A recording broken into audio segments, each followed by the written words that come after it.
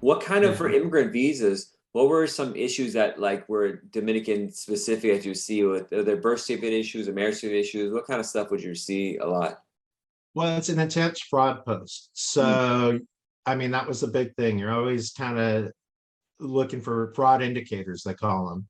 And so, I mean, the number one fraud indicator really is if you have relatives that live in the US. So most of the people that will commit like a visa fraud case are people that already have a lot of connections, that have a base of support in the US. So they will go there and be able to maintain a decent life.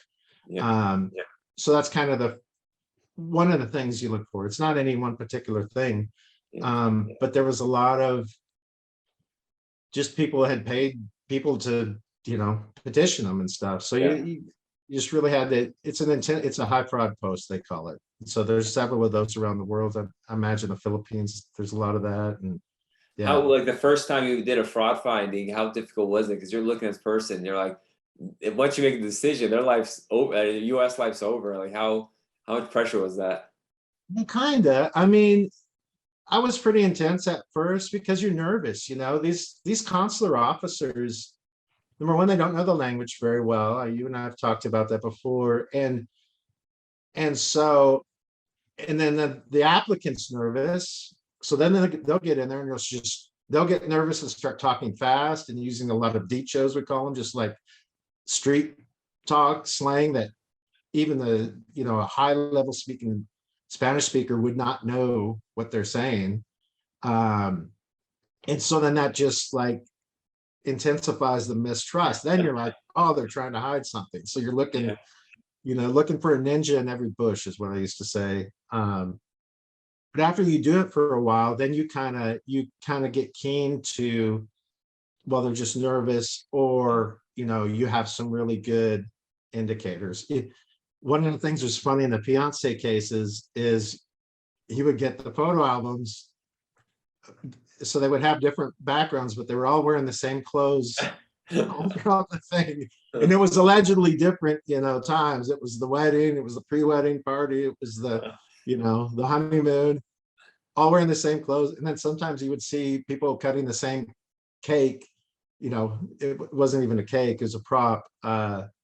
So there's kind of an industry in those yeah. countries that have a lot of fraud that kind of cater to that. So you kind of get tipped off. Did you ever And notice like the same lawyers doing this kind of stuff, or like was there any of that? well, what's weird? I mean, a lot of them weren't represented. The ones, I think there's a misconception by lawyers that maybe the embassies and stuff don't like them interfering with the case. I would say the contrary is really true, especially for somebody that knows the consular work, because they know if an attorney's involved, then that's one intense level of vetting. The attorney's not going to put their law license on the Yeah, line to make whatever the fee is. The fee is just not that much to risk your entire livelihood.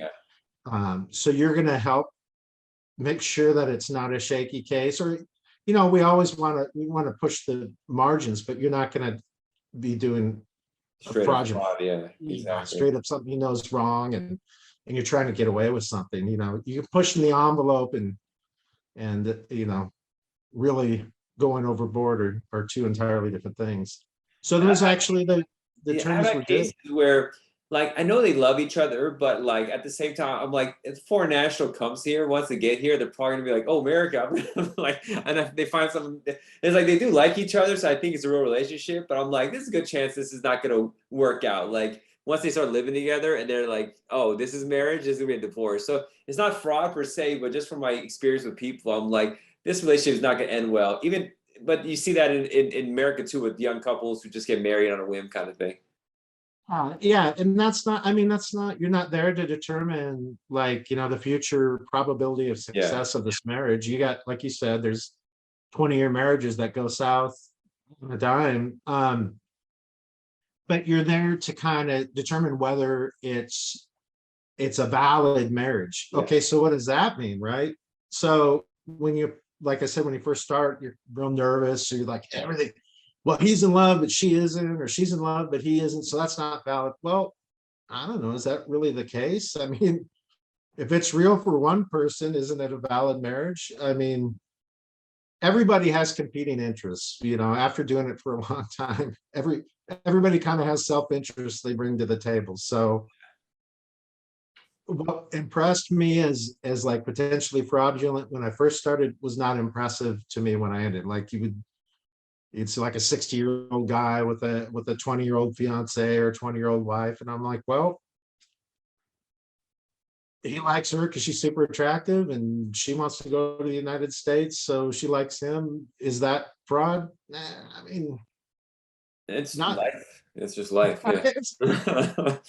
Everybody has a self-interest, right? Yeah. So it's not as cut and dry as people want to make it, It's not If, the well, Disney if kind it's of thing. good, sorry, if it's good for one person, to me, I Yeah. mean, yeah, Yeah, I hear you. yeah.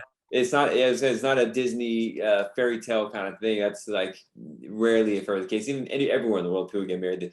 I mean, back in the day, and in so many parts of the world, like they have arranged marriages. So sometimes you have these. I have like Pakistani and Indian cases where the families put them together and they meet only once before they get married. Now it's not a fake relationship; it's just cultural. That's just how it is. It's a transaction. But as long as they're not paying the family to get a green card, just for it's you got to flesh that part out.